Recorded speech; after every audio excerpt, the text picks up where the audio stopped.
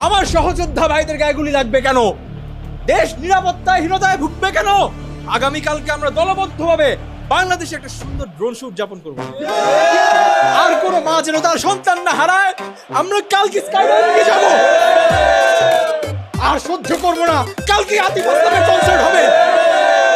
এই দেশের স্বার্থে, জাতির স্বার্থে একটা বার আমাদেরকে বিশ্বাস করে ভোট দিয়ে দেখেন একবার। এই ভোট আমরা